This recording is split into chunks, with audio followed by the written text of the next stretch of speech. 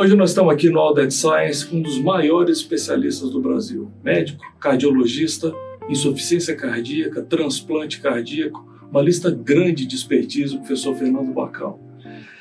Sabe toda aquela ciência que você ouve falar? Agora vai poder entender juntos aqui no All That Science. Bacal, prazer grande estar aqui contigo hoje. Puxa, Pedro, a honra é minha de participar aqui do All That Science e poder discutir ciência e aspectos todos relacionados à nossa trajetória pessoal e profissional. Obrigado pela oportunidade. O prazer é nosso. A gente se vê quase todo dia, né? Se não é todo dia. E a gente conversa pouco sobre coisas da vida, né? E hoje o objetivo é esse, falar sobre as coisas que povoam nossa cabeça, falar sobre coisa técnica também, né? Conta para nós um pouco sobre a sua história, Bacal. Você, quando se olha no espelho, você enxerga quem? Bom, Pedro, eu acho que a minha história eu tenho como meu grande modelo de médico, desde pequeno, era meu pai. Né? Meu pai é cardiologista, eu venho de uma família de médicos. Meu pai e os 5 irmãos médicos, né? E todos fizeram medicina, uma família que imigrou da Europa antes da Segunda Guerra. A parte do meu pai veio para Recife. Seu pai é nascido no Brasil? Nascido no Brasil, em Recife. E a família da minha mãe, que migraram, minha avó da Ucrânia e meu avô da Áustria, vieram para o Rio Grande do Sul. Tinha uma comunidade também grande no Rio Grande do Sul. E aí eu nasci no meio do caminho, porque meu pai veio fazer residência no Rio de Janeiro, depois veio para São Paulo, e conheceu minha mãe, e aí eu já nasci em São Paulo. E fiz minha trajetória toda e tinha, como meu pai era meu modelo, desde cedo eu sempre soube que eu queria fazer medicina. Isso nunca foi uma dúvida para mim, algum dilema, e estava decidido a entrar em medicina e fiz a minha carreira toda. O que eu não tinha muito claro é que eu faria uma carreira de pesquisador, de investigador, de fazer uma carreira acadêmica. Eu tinha como modelo que meu pai não fez uma carreira acadêmica tradicional, de academia, era um médico adorado pelos seus pacientes, aquela disponibilidade 24/7, né, numa época que não tinha celular, né, você sabe disso, teu pai também, tua mãe médicos, mas aí, depois da residência e estar vivenciando uma instituição acadêmica, as coisas foram caminhando. Então, ao entrar no HC para fazer clínica médica e depois cardiologia no INCOR, e tendo a possibilidade de ficar vinculado à instituição, aí me levaram para essa área da ciência que eu adoro. E você se lembra em que momento é que você se interessou pela vida acadêmica ou não teve esse momento, foi um progredir? Não, eu acho que já estando dentro do HC, e isso eu me lembro muito porque você passa como residente de clínica médica junto com internos, aquelas visitas acadêmicas em que tinha o chefe que passava de uma forma extremamente formal, todo aquele ambiente da formalidade acadêmica, da busca do diagnóstico correto, daquela anamnese perfeita, e isso tudo foi me levando a entender que, puxa, estar vinculado a uma instituição acadêmica ou estar fazendo ciência me faria provavelmente ser um médico melhor, porque esse aspecto instigante da ciência, da pesquisa, poderia me ajudar, e foi isso que me motivou, acho que desde o começo, na residência de clínica médica. Você acha que no Brasil nós temos uma multiplicidade de possibilidade de academicismo suficientes para a gente inocular esse bichinho da ciência em gente em quantidade suficiente para fazer com que esse país faça mais ciência, Bacal? Eu acho que ainda não. Eu acho que nós temos grandes talentos aqui no país que poderiam estar direcionados para fazer uma ciência e que, consequentemente, ajudar esse país a desenvolver em ciência. Com o desenvolvimento do país, as coisas estão muito próximas. Mas os grandes centros ainda, você encontra isso mais nos grandes centros. Por outro lado, por exemplo, se a gente for ver a pós-graduação, a CAPES preocupada com os programas Dinter, né? Que são os programas em que você pode usar uma expertise, por exemplo, da USP e ajudar a Universidade Federal da Paraíba, a Universidade do Ceará, como nós fizemos, quer dizer, ajudar a formar docentes que podem voltar, estimular e serem exemplos para os cardiologistas locais que querem fazer pesquisa, para que não precisasse mobilizar para um país continental como o Brasil, né? Doutorado 2, 3 anos longe do seu local de moradia. Então, eu acho que são grandes desafios num país tão heterogêneo como o Brasil. Por outro lado, eu sou entusiasta. Eu acho que a gente pode avançar muito, né? Avançar muito e estou sempre à disposição. E quando eu participo do Dinter, hoje eu oriento uma aluna do Dinter da Paraíba, já tive do Ceará, por exemplo, o João Davi, que foi meu aluno do Dinter do Ceará, é um grande líder de transplante da região Nordeste, né?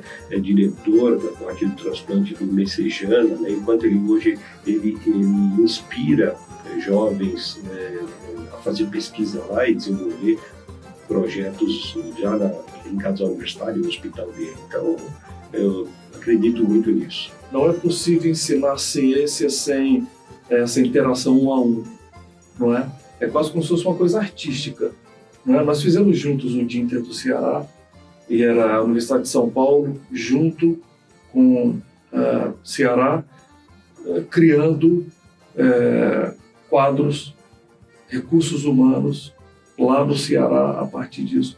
Então, é um contato na pós-graduação, é um contato 1 a 1, é orientado e orientando. Mas há necessidade também de ter uma certa visão de profundidade, porque isso não se faz no médio. Talvez no longo prazo é que as coisas começam a amadurecer, não é?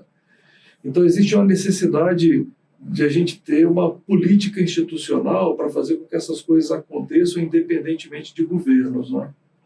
Essa é a sua visão também? Concordo plenamente. E o que você fala desse exemplo, desse 1 a 1, vou me permitir contar uma história que começa não quando eu oriento o doutorado. Essa história começa eu como médico do Instituto do Coração, trabalhando numa área como ciência cardíaca e transplante, que logo que eu acabei a residência, eu tive a possibilidade de estar vinculado a um grupo de insuficiência cardíaca e transplante, que naquele momento era um grupo bastante representativo no país, mas tratar em ciência cardíaca é um grande desafio, porque os pacientes tinham alta mortalidade, os poucos remédios, o transplante ainda não era acessível, na captação à distância, assim por diante.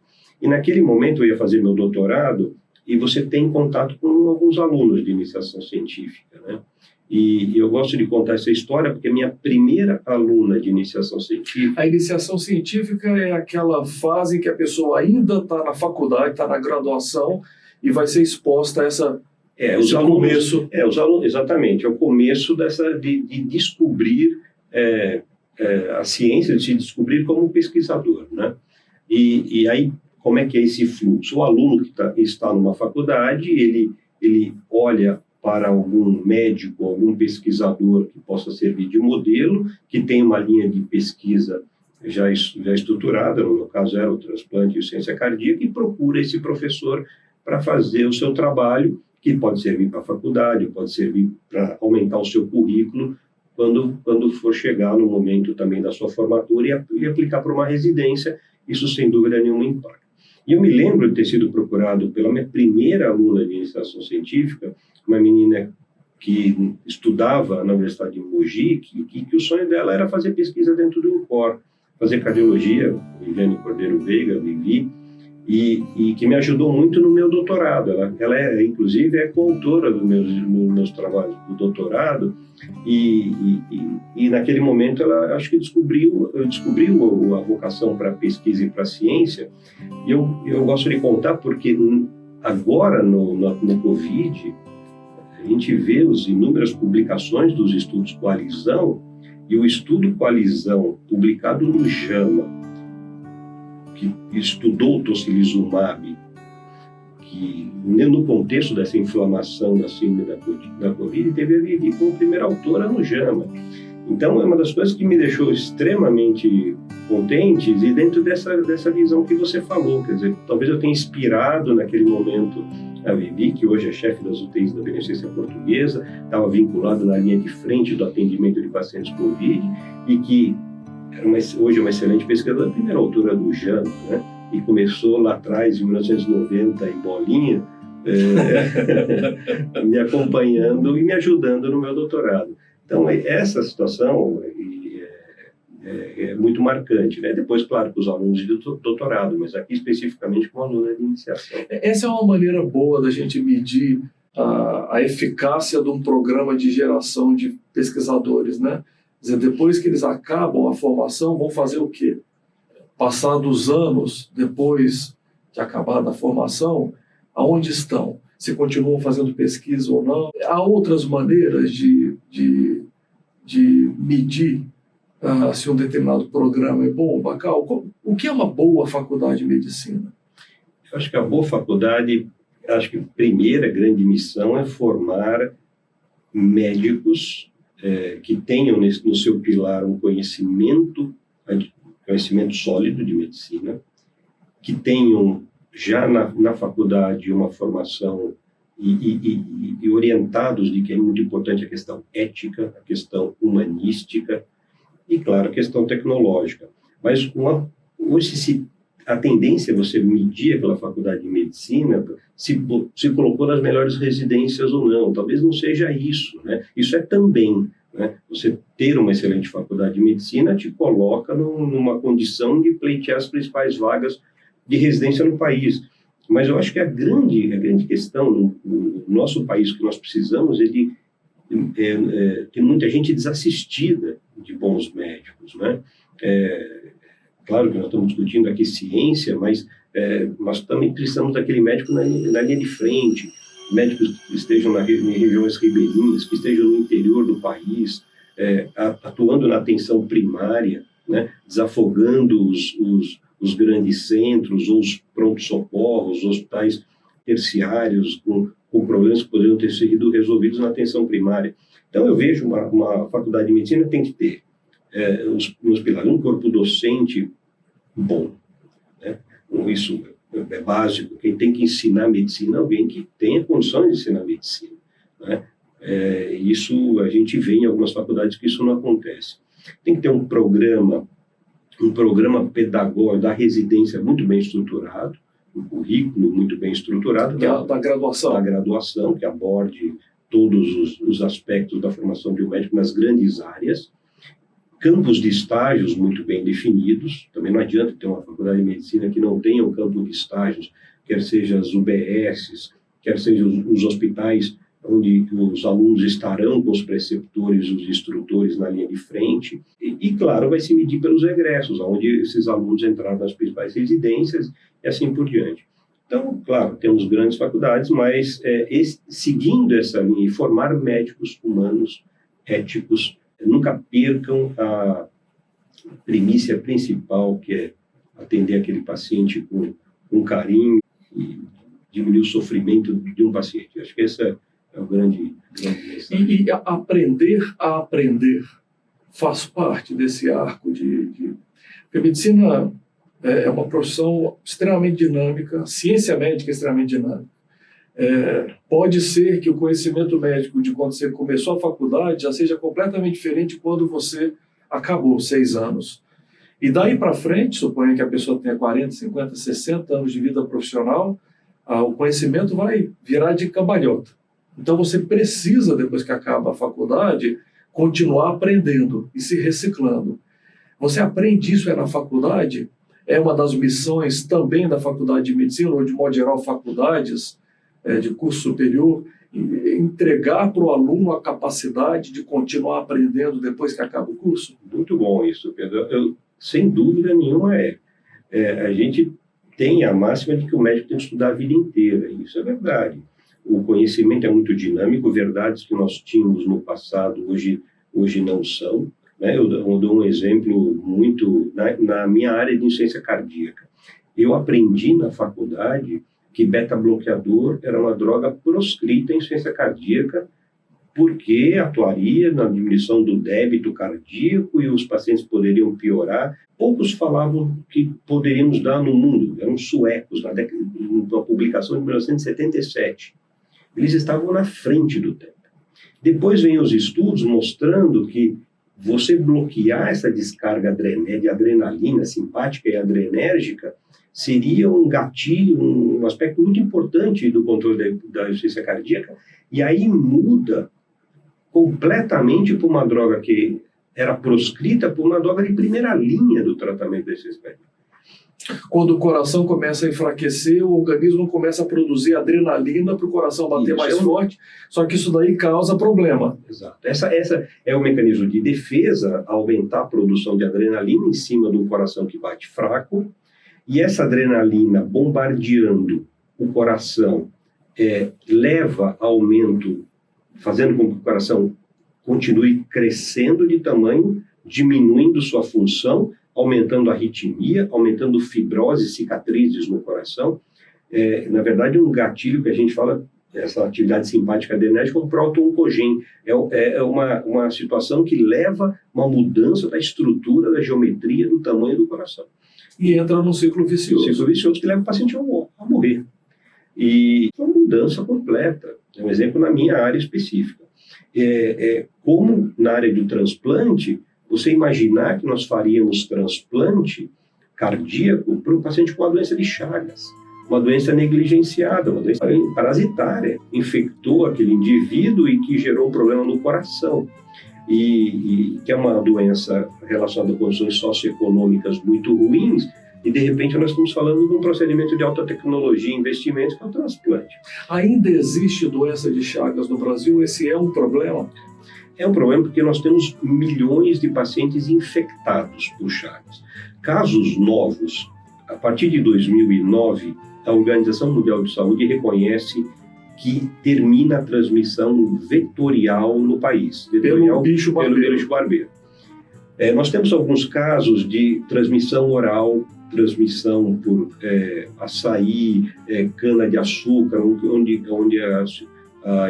não existe um cuidado adequado no armazenamento e quando se moe ali a cana por via oral, por boca. E algumas transmissões verticais, quer dizer, quando a mãe já é portadora de Chagas e transmite via placenta para o feto. Mas nós temos milhões de infectados na América Latina. E é um problema global hoje. Só nos Estados Unidos, tem 300 mil infectados morando nos Estados Unidos. Por migração. Imigração da América Latina. E de repente, um desses indivíduos começa a ter uma cardiopatia interna no hospital americano e que eles não têm a menor ideia do que é aquilo. Aparentemente era uma cardiopatia dilatada, o coração dilatou de outra causa e, na verdade, é Chagas. Então, na nossa experiência no Brasil, 20% das causas de cardiopatia que levam alguém a esperar transplante por doença de Chagas ainda é grande. Vai acabar? Vai acabar.